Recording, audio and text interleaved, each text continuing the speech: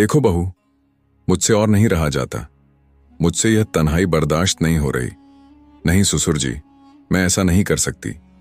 यह गुनाह है और आपके बेटे के साथ यह धोखा होगा। मेरे बेटे को तुम्हारी कोई परवाह नहीं है। वो दुबई में छुप कर बैठा है और तुम्हारी जवानी जाया हो रही है। आप क्या चाहते हैं कि मैं आपकी माशूका बन के रहूं? नहीं, मैं चाहता हूं तुम मेरी बीवी बन के रहो। मैं भी अकेला हूं और तुम भी। अगर यह बात आपके बेटे को पता चल गई फिर क्या होगा? बेफिक्र हो जाओ मेरी जान, मैं उसका बाप हूं, वो मेरा नहीं। 1 घंटे के बाद सासर जी सच पूछे तो आज मजा ही आ गया। सोचा नहीं था आपने भी इतना दम है। मेरी नादान बहू या शुरुआत है, आगे देखना। कराची का एक बूढ़ा आदमी रहीम खान अपने बेटे अहमद को रुखसत कर रहा था। अहमद को दुबई में नौकरी मिल गई थी। जाते वक्त अहमद अपनी खूबसूरत बीवी साइमा को अपने बाप के हवाले कर गया। रहीम खान के चेहरे पर खुशी की हल्की झलक थी। अहमद ने अपनी बीवी का हाथ पकड़कर कहा, बाबा साइमा का ख्याल रखिएगा, वो बहुत हंस है। रहीम खान ने आगे बढ़कर कहा, बेटा बेफिक्र रहो, साइमा को मैं अपनी बेटी की तरह चाहूंगा। अहमद ने साइमा को गले लगाया और गाड़ी में बैठकर एयरपोर्ट के लिए रवाना हो गया। अगले दिन जब साइमा अपने ससुर को चाय दे रही थी, रहीम खान ने कहा, बहू जरा इधर आओ, मेरे पास बैठो, मुझे तुमसे कुछ कहना है। रहीम खान बोला, बहू पता नहीं क्यों आजकल खुद को बहुत अकेला महसूस करने लगा हूं। मैं चाहता हूं कोई ऐसा हो जो मेरे पास रहे, मेरी तन्हाई बांटे और मुझे खुश रखे। मैं सोच रहा हूं कि शायद मुझे फिर से शादी कर लेनी चाहिए। साइमा ने नरमी से कहा, ससुर जी ये आप कैसी बातें कर रहे हैं? मैं हूं ना आपका ख्याल रखने के लिए, आपको खुश रखने के लिए। आप जो कहेंगे मैं वही करूंगी। रहीम खान के चेहरे पर मुस्कुराहट फैल गई। वो उठा और धीरे से साइमा के करीब बैठ गया। उसने साइमा के कंधे पर हाथ रखते हुए कहा, ठीक है बहू, देखते हैं तुम मुझे खुश रखने के लिए क्या कर सकती हो। साइमा ने हल्की मुस्कुराहट के साथ कहा, ससुर जी इतनी जल्दी भी क्या है, अब तो हम दोनों ही इस घर में अकेले हैं। मैं रात को आपको एक खास तोहफा दूंगी। यह कहकर वह चाय के बर्तन उठाकर किचन की तरफ चली गई। रहीम खान उसकी जाती हुई पीठ को देखकर मुस्कुरा रहा था। अब वह अक्सर छुपकर साइमा को देखता। जब वह झाड़ू लगाती, कपड़े धोती या घर के काम करती, वह कहता, बहू ये दुपट्टा उतार दिया करो ताकि काम आसानी से कर सको। रहीम खान की निगाहें शिकारी की तरह उस पर जमी रहती। एक रात वो आहिस्ता कदमों से अपने कमरे से निकला और साइमा के कमरे की तरफ बढ़ा। साइमा आईने के सामने खड़ी अपने बाल संवार रही थी। उसका दुपट्टा धीरे से कंधे से सरक गया था। अचानक कदमों की आहट सुनकर साइमा चौंक गई। वो घबराकर मुड़ी और बोली, ससुर जी क्या हुआ? आपको किसी चीज की जरूरत है क्या? रहीम खान धीरे धीरे आगे बढ़ा, मगर अचानक उसका पांव फिसल गया, या शायद उसने जानबूझकर गिरने का बहाना किया। वो सीधे साइमा की बाहों में आ गिरा और दोनों बिस्तर पर गिर पड़े। साइमा का दिल जोर जोर से धड़कने लगा। वो घबराहट में फौरन उठी, अपना दुपट्टा संभाला और हाँपती हुई बोली, ससुर जी यह क्या था? रहीम खान ने फौरन नरमी से कहा, माफ करना बहू, मेरा पांव फिसल गया था। दरअसल मैं तो बस अपनी दवाई पूछने आया था कि वह कहाँ रखी है। मगर उसकी आंखों में वही रहस्यमयी चमक अब भी मौजूद थी। साइमा के दिल में एक तूफान सा उठ रहा था। उसने जल्दी से कहा, ससुर जी आप अपने कमरे में जाइए, मैं दवाई लेकर आती हूं। और वह तेजी से कमरे से बाहर निकल गई। शाम को जब साइमा अपने शौहर अहमद से वीडियो कॉल पर बात कर रही थी तो उसकी आवाज में वही पुराना प्यार, वही नरमी थी। वो अहमद को अपनी बातों से हंसाती, कभी नए कपड़े पहनकर दिखाती, कभी अपनी वीडियो बनाकर अहमद को भेजती। वो हंसते हुए अहमद को चूमती और दिल की बातें करती रही। मगर उसे क्या खबर थी कि रहीम खान खिड़की के पीछे छुपकर यह सब देख रहा था। उसकी आंखों में हवस की आग भड़क उठी थी और चेहरा गुस्से और जलन से लाल हो गया था। वो खामोशी से वहां से हट गया, मगर उसके दिल में अब कुछ और ही चल रहा था। अगले दिन जब साइमा अपने कमरे में मोबाइल में मशरूफ थी, अचानक बाहर से एक औरत की हंसी की आवाज आई। वो हैरान हुई और फौरन बाहर निकली। सामने रहीम खान एक औरत के साथ हंस हंस कर बातें कर रहा था। साइमा ने हैरत और गुस्से से पूछा, ससुर जी ये औरत कौन है? रहीम खान ने इत्मीनान से जवाब दिया, बहू मैंने तुमसे कहा था ना कि मैं दूसरी शादी करना चाहता हूं। ये खातून रिश्ते करवाती हैं। मैंने इनसे कहा है कि मेरे लिए कोई अच्छी खूबसूरत बीवी ढूंढे। उसकी आवाज में एक अजीब सा गुरूर और सुकून था। यह सब एक चालाकी थी, जैसे रहीम खान जानबूझकर साइमा को तंग कर रहा हो। साइमा के दिल में गुस्से की लहर उठी। उसका चेहरा लाल हो गया, मगर वह कुछ कहे बिना पलटकर अपने कमरे में चली गई। साइमा के दिल में एक तूफान मचा हुआ था। वो नहीं चाहती थी कि रहीम खान दूसरी शादी करे, क्योंकि उसके जहन में रहीम खान की बेहिसाब जायदाद और दौलत का ख्याल घूम रहा था। अगर रहीम खान ने शादी कर ली तो सारी दौलत उसकी नई बीवी के नाम हो जाएगी और साइमा के हाथ खाली रह जाएंगे। यही डर उसे रात के सन्नाटे में रहीम खान के कमरे तक ले आया। वो हाथ में दूध का गिलास लिए दरवाजा खटखटाने लगी। रहीम खान बिस्तर पर लेटा हुआ था। उसके हाथ में एक पुराना खत और कुछ तस्वीरें थीं, जिन्हें वह गहरी सोच में डूब कर देख रहा था। दरवाजे की आहट सुनकर उसने फौरन वह खत और तस्वीरें तकिए के नीचे छुपा दी। साइमा धीरे से अंदर आई।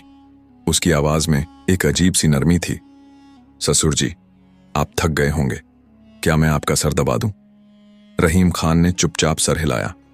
साइमा ने जानबूझकर अपना दुपट्टा जमीन पर गिरा दिया और सर दबाते हुए धीरे से अपना सर रहीम खान के सीने पर रख दिया। रहीम खान के जिस्म में हल्की सी लजिश दौड़ गई। वो घबरा कर बोला, बहू, यह क्या कर रही हो? साइमा ने अपनी आवाज में मधुर चालाकी भरते हुए कहा, ससुर जी, मैं तो आपका दिल बहला रही हूं, आपको खुश कर रही हूं। आप फिक्र मत करें, मेरे होते हुए आपको दूसरी शादी की जरूरत नहीं पड़ेगी। रहीम खान की आंखों में एक अजीब सी चमक उभर आई। उसने साइमा को अपनी बाहों में भर लिया और धीमी आवाज में बोला, बहू, अगर तुम मेरी ख्वाहिशें पूरी करती रहो तो मैं तुम्हें सब कुछ दूंगा, मेरी दौलत, मेरी जायदाद। रहीम खान आहिस्ता से उठा। उसके कदम सन्नाटे में हल्की सी आहट पैदा कर रहे थे। वह सीधा साइमा के कमरे में गया और वहां की तलाशी लेने लगा। उसकी नजरें तेजी से हर कोने में घूम रही थीं, जैसे वह कोई गहरा राज ढूंढ रहा हो। आखिरकार उसकी नजर अलमारी के ऊपर पड़ी, जहां एक फूलों वाला छोटा सा गुलदान रखा था। रहीम खान ने उसे उठाया, हाथ में घुमाया और उसके चेहरे पर एक डरावनी रहस्यमयी मुस्कान फैल गई। वो चुपचाप वापस अपने कमरे में गया और बिस्तर पर लेट गया, जैसे उसे कोई बड़ा रहस्य मिल गया हो। दिन भर सायामा अपनी अदाओं से रहीम खान को रिझाने की कोशिश करती रही। कभी वह उसका हाथ पकड़कर अपनी तरफ खींच लेती, कभी उसकी गोद में बैठ जाती और कभी उसकी गर्दन में अपनी बाहें डालकर मुस्कुराते हुए बात करती। मगर अब रहीम खान कुछ झिझकने लगा था।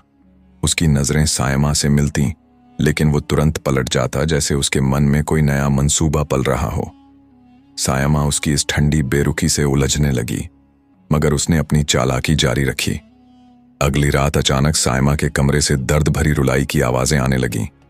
वह आवाजें ऐसी थीं कि दिल चीर दें। रहीम खान, जो अपने कमरे में बेचैनी से टहल रहा था, यह आवाज सुनते ही भागता हुआ सायमा के कमरे की तरफ लपका। उसने दरवाजा खोला और घबराई हुई आवाज में बोला, बहू, क्या हुआ? क्यों रो रही हो? सब खैरियत तो है? उसकी आवाज में सच्ची चिंता थी, जैसे वो जानता हो कि यह रुलाई किसी मामूली बात की नहीं। सायमा बिस्तर पर बैठी थी, चेहरा आंसुओं से भीगा हुआ। उसकी सिसकियां और तेज हो गईं, जैसे उसका दिल टूट गया हो। वो हिचकियों के बीच बोली, ससुर जी, आपने यह क्या कर दिया?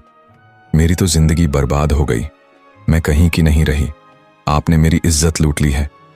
उसकी आवाज में दर्द और इल्जाम दोनों थे। रहीम खान का चेहरा पीला पड़ गया, दिल में सन्नाटा भर गया। वो धीरे से आगे बढ़ा और सायमा के पास बैठते हुए बोला, बहू, बताओ तो सही, हुआ क्या है? तुम ऐसी बातें क्यों कर रही हो? सायमा ने आंसू पोंछे, मगर रोना और तेज कर दिया। ससुर जी, सुबह से मुझे उल्टियां हो रही हैं। मैं हामिला हो गई हूं और यह सब आपकी वजह से हुआ है। आपने मेरी जिंदगी बर्बाद कर दी। अब मैं दुनिया को क्या मुंह दिखाऊंगी? रहीम खान घबरा गया। बहू, ये कैसे हो सकता है? मैंने तो कुछ भी नहीं किया, तुम गलत फहमी में हो। उसकी आवाज में सफाई थी, मगर सायमा ने उसे बीच में ही रोक दिया। लगता है ससुर जी, आपकी याददाश्त बहुत कमजोर हो गई है। रात को आपने अपने कमरे में मेरे साथ वह सब कुछ किया जो एक शौहर अपनी बीवी के साथ करता है, और अब आप मासूम बन रहे हैं। साइमा की आवाज अब रोने से बदलकर चीख में तब्दील हो गई थी, जैसे वह पूरे मोहल्ले को जगा देना चाहती हो। यह नाटक अब एक खतरनाक मोड़ पर पहुंच चुका था। रहीम खान घबरा गया।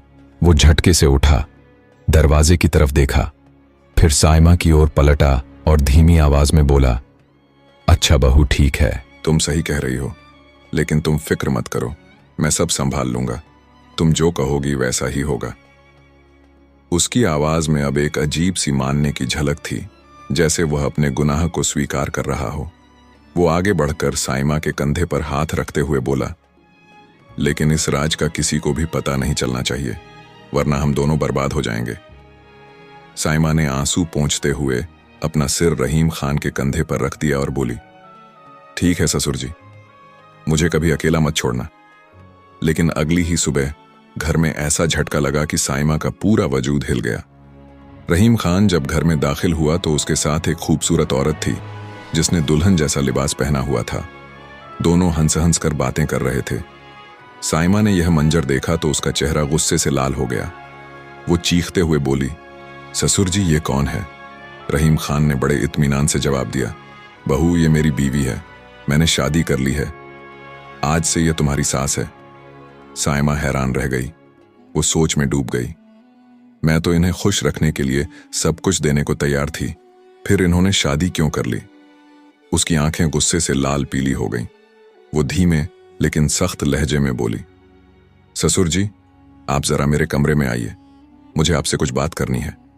वो तेजी से अपने कमरे की तरफ चली गई। जब रहीम खान साइमा के कमरे में पहुंचा तो वह गुस्से में पागल हो रही थी। उसने कहा, ससुर जी आपने मेरे साथ धोखा किया है, अब मैं आपकी असलियत सबको बताऊंगी। रहीम खान ने नरम आवाज में कहा, बहू पागल मत बनो, मैंने शादी इसलिए की है कि यह औरत तुम्हारी खिदमत करेगी। अब तुम्हें घर का कोई काम नहीं करना होगा, सारे काम यह करेगी। मैं और तुम बस एक दूसरे से प्यार करेंगे। यह सुनते ही साइमा का गुस्सा ठंडा पड़ गया। उसके चेहरे पर एक इत्मीनान और खुशी की मुस्कान फैल गई। मगर साइमा को क्या मालूम था, उसकी जिंदगी में अब एक ऐसा तूफान आने वाला है जो उसे बर्बादी की आखिरी हद तक ले जाएगा। रहीम खान की नई बीवी, जो अब इस घर की नौकरानी से ज्यादा कुछ नहीं थी, साइमा के पैर दबाती, उसका सिर मलती और घर के सारे काम खामोशी से करती रहती। साइमा अपनी चालाकी पर खुद को जीतने वाला महसूस करती थी। साइमा को ऐसा लगने लगा था जैसे उसने रहीम खान की सारी दौलत और जायदाद अपनी मुट्ठी में कर ली हो। लेकिन रहीम खान के चेहरे पर अब एक अजीब सी खामोशी थी। उसकी आंखों में हैरानी और छिपा हुआ गुस्सा झलक रहा था, जैसे उसने कोई बड़ा राज पकड़ लिया हो। रहीम खान अब साइमा से दूर दूर रहने लगा था। उसकी नजरों की ठंडक, उसके